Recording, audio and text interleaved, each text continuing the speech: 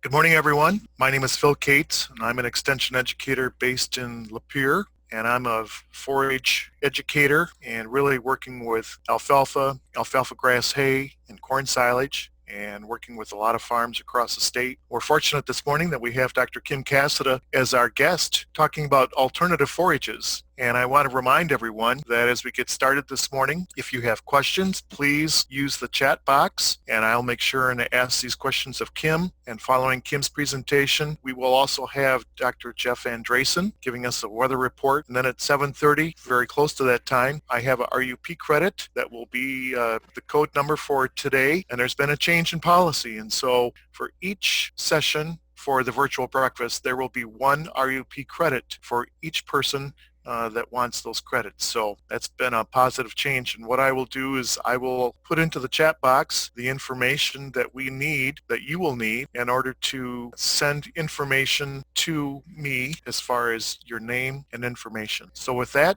Kim, I'm going to have you go ahead and get started. Welcome. Thank you for inviting me this morning. I'm going to jump right into it here.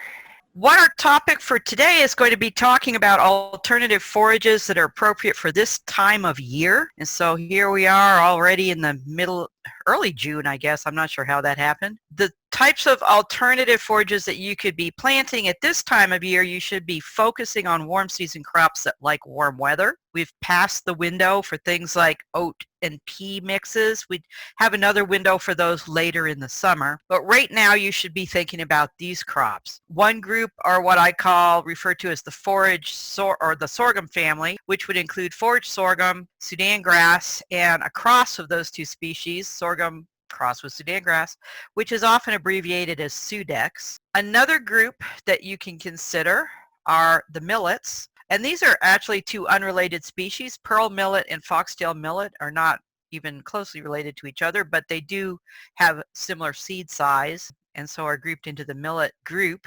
Foxtail millet is also sometimes called German millet or Siberian millet. You might see it referred to that on a seed company's seed list. And these all have the trait in common of that they thrive in hot weather, and they are also quite drought tolerant, which makes them a good choice for this time of year. Their uses in Michigan typically would be grazing, baleage or silage, and green chop. So I'll also put the caution in here. In the sorghum family should be used for green chop with caution because of the risk of prussic acid, which I'll be explaining in a minute. First, we're going to talk about our sorghum family crops. So what we have here are, in the picture from left to right, is Sudan grass, the Sudex cross, and sorghum, forage sorghum. Now this particular forage sorghum in the picture happens to be a dwarf sorghum. And again, I'll talk about that in a minute, why that appears to be so much shorter than the rest and why that's a good thing. All of these are annuals. They're bunch grasses. They thrive in hot weather. In fact, they require weather that is often much hotter than what we typically get here in Michigan. And this is one of their limiting factors because it often doesn't actually get hot enough here for their best growth. And the primary problem with that is if we have nighttime temperature dropping into the 50s or even below 50, that's extremely detrimental to these plants. They actually can get some chilling damage at that temperature, and it can severely reduce their yield potential over what you might see reported in places like Texas. They also require a warm soil at planting. We want to see soil temperatures greater than 60 degrees Fahrenheit, which is why we typically would not even consider planting these until June in southern Michigan, and it might be later than that as you go farther north. It also makes them fit very well into a sort of a delayed planting type situation. Anytime that you had corn that was delayed and you were starting to question whether or not it was worth it to plant corn, although we certainly learned last year that we can plant silage corn a lot later than we thought we could and have it work. But if you get into that delayed situation, you're right in the middle of the window where the sorghum family crops will do very, very well. So that might be an alternative to consider in those situations. Now, what about those dwarf sorghum? What you're seeing here in the picture on the left is the brachytic dwarf sorghum, such as in the previous picture. This particular one has 11 leaves on it. And that is, in my other hand here, I have a normal sorghum plant, which happened to have 10 leaves. And you can see how much taller the normal one is. And the difference here is this is a gene that was discovered and taken advantage of in sorghum that actually causes it to have shorter nodes between the leaves. And it typically also will have a thicker stem. So what this amounts to is that if you weigh these two plants, you'll actually find that this short one with the thick stem probably weighs the same amount as the taller, more spindly one. And what that means is it's less prone to lodging, which is often a problem with sorghum. So, and we'll also typically see a better nutritive value because this thick stem may have more sugar in it, and you also often have a better leaf ratio. So these newer dwarf sorghums can be something that can be beneficial to grow. Another trait that we have present in all of the sorghum family, the Sudan grasses and the sorghums, is the brown midrib trait. And this is a naturally occurring, several different genes actually can cause it, but what it amounts to in the plant is it reduces the amount of lignin in the cell wall, and this will significantly improve the digestibility of the plant, and that means better nutritive value. So one of the problems that we've had in the past with the brown midrib trait in sorghum is it does make the plant more prone to lodging. But if you put the brachytic dwarf and the brown midrib trait in the same plant, as you see in this picture on the right, you've now got an improvement in that lodging potential plus the better nutritive value. So that can be a win-win situation to grow those particular ones. How do you manage your sorghum for forage? Typically, you're going to want to put this in a well-drained soil. So this is one of the things that we ran into last year when we had a lot of delayed planting on really wet soils, because sorghums really aren't a good option to put into those areas, even though they can be planted late unless the water has receded. So keep that in mind. Typically, it will take at least 45 days to get the sorghum family to a harvestable yield. If you're doing machine harvesting, you might be able to get on it a little bit earlier if it is being grazed, but you always want to have it be at least 18 inches tall before you would graze it to reduce prussic acid risk. You get up to about 90 days, you're starting to look at your maximum yield potential. In Michigan, in our forage variety testing program and in over the years much extension work, we're seeing a typical yield potential of 2.5 to 6 tons dry matter per acre. You might get 2 cuts on that, particularly with Sudan grass. Typically the Sudex and the sorghum, you may only see 1 cut. And the difference in that yield range is going to depend largely on the temperature. Where we see those lower disappointing yields is when we have that cool weather in the summer.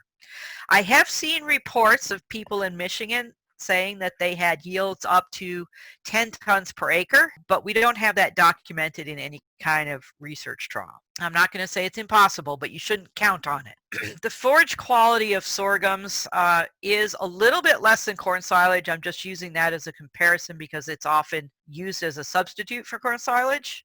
It's only about 80 to 85% of the energy content that you would find in corn silage because it's not going to have the grain in it. It does typically have a little more protein than corn silage. And you're going to get the best forage quality if you use those brown midrib varieties. The seeding rates for these crops are pretty high. Sorghum is the lowest, 10 to 15 pounds per acre, and these are in pure live seed rates.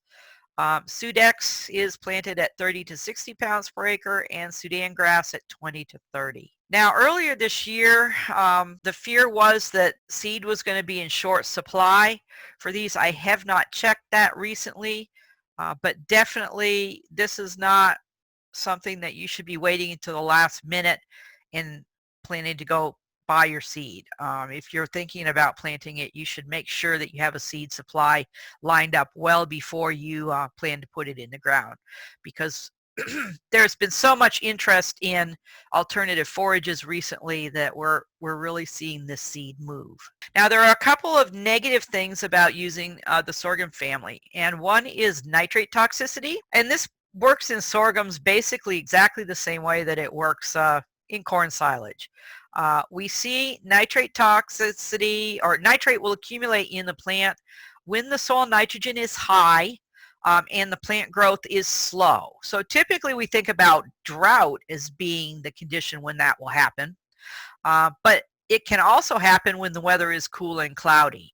So we sometimes see it in the fall if we have these plants growing, and they may have plenty of water, but if the sun is not shining and the weather's kind of cool, they can't grow, so they don't have anywhere to put the nitrogen, so it will accumulate. Now, nitrate toxicity does not go away when we harvest. It's present in the grazed forage. It's also present in hay. Basically, drying hay doesn't reduce it at all. It's the same as in the green material. When we ensile, we typically will degrade a little bit of the nitrate by about 50%, but you can still have a level in silage that's toxic enough to kill your animals. So if you have sorghum or Sudan grass silage that you are even remotely suspicious of, it's always vital to test it for nitrate before you start feeding it. And then you have an answer. You probably will still be able to use it, but you just may need to dilute it with some other kind of feed to keep the total nitrate in the diet down to a safe level. And we're down to a couple minutes. Okay, we're almost done. Prussic acid toxicity is the second thing. This is typically more of a problem with sorghum, less with Sudex, and Sudan grass is the safest. This is basically only a problem when the forage is grazed. So it's highest in the immature new shoots and when the plant is wilted. So this is one of the reasons why when we're grazing, we would like to see the plant be at least 18 inches tall. And I usually tell people if it's up above the belly of the cow, you're probably safe. And you need to be very careful of it if it is frosted or wilted from drought. This particular problem goes away when you have fully cured hay and silage. So after that material has fully dried down in the bale and the silage is fully fermented, it is typically safe to feed for prussic acid. The second type of plant I want to talk about is the millets. We have two millets that we recommend for use here in Michigan. One is pearl millet and the other is foxtail millet, which is also sometimes called German or Siberian millet in seed catalogs. These basically should be managed almost exactly the same way as the sorghum family. They also need a well-drained, warm soil. The seeding rate for both of these is 20 to 30 pounds per acre. It will take you a little bit longer to get to the harvest point. Well, you should plan for at least 60 to 90 days. You're probably only going to get one cutting off of these, and the yield will be a little bit lower than the sorghum family, typically 2 to 5 tons dry matter. The forage quality is not quite as good as the sorghum family because you typically don't have the sugar in the stem. We do have brown midrib varieties for pearl millet, but not for the foxtail millet. The nitrate problem is exactly the same for millets as it is for sorghum. However, we have the benefit that millets do not exhibit prussic acid toxicity, so you don't have to worry about that, at least with these ones. If you want to learn more detail about these crops and others that are available in Michigan, we have this relatively new bulletin that we put out late last year, and that's available online for free download at our Forage Connection website there at forage.msu.edu, and it gives you a lot more details than we can go over today about these plants and others. And I'm just going to finish up with our growing forage and grazing team. We're very pleased to have so many people now on the extension team that are interested in our forage topics. So hopefully there's a little bit of time for questions. Kim, we do have a couple questions. One of the questions that I have is the planting rate of these sorghums. Is that related? Does that help to relate to the lodging issue that is out there, or is that not related at all? It probably is related. I'm not sure I've seen any direct research data, but typically when you plant things more densely together, you're going to have taller, thinner stems, and those could be more prone to lodging. That makes sense. Would there be a yield difference at that point then? Well, when you lodge, you typically take a hit in yield because you're going to get some degradation of what has been buried under where it fell over, and it's also hard to pick it up. So the degree of loss depends on the degree of lodging, but it can be pretty bad. And another Couple questions. Do the dwarf sorghums have a shorter maturity and maturation time? If you read the publicity on them from the companies that are marketing them, they are often claiming that you can have harvestable yield in a much shorter period of time. We did not see that in our forage variety yield trial when we had these. I think it was in 2015 that we ran a test with these, and they seem to develop at about the same rate as the other ones. But it's not to say that it couldn't happen under excellent growing conditions, because I will say the one thing that we had in 2015 when we had them in the test was it was a terrible growing year for sorghum. It was too cold. And that again is the biggest risk for these plants in Michigan. If the weather is hot, they can do very, very well. If the weather is not hot, not so much. So I guess you have to listen to what Jeff has to say next about what the temperature profile is likely to be here in Michigan this summer as to whether these would be a good bet this year or not. There were a couple comments and questions for Kim. She did address them in the chat, but I think it's nice to have everyone hear these, and that was related to the toxicity in plants for sorghums. Is it related to the seeds or the plant material? And Kim, if you could answer that again for us, that would be great. For nitrate, the most toxic part of the plant is in the lower stem. That's where the plant is going to be storing that nitrogen that it's saving for later. So one way that you can mitigate toxicity if you're harvesting actually is to cut it at a higher height to leave some of that behind in the stem. In prussic acid, it's exactly the opposite. The young leaves and the youngest shoots are where the toxin is the most concentrated. So we don't have to worry about seeds for either one of these. The other question was whether lodging is a problem for grazing, and I'd say it's probably less of a problem because you can hope that you're depending on the animals to pick it up off the ground, but trouble there is if it's laying on the ground, often they're going to, once they've walked over it, they often don't want to eat it. So, it might be contributing to your ground cover and soil organic matter accumulation, but it may not be getting into your cow if it is laying on the ground. So Kim, one last question related to the planting rates. And for Sudex or the sorghum Sudan grass hybrid versus sorghum or Sudan grass, there's quite a difference as far as the planting rates. And why such a large difference? I have no idea. Those are just based on recommended planting rates accumulated from a variety of sources. So I do not have an answer for that question.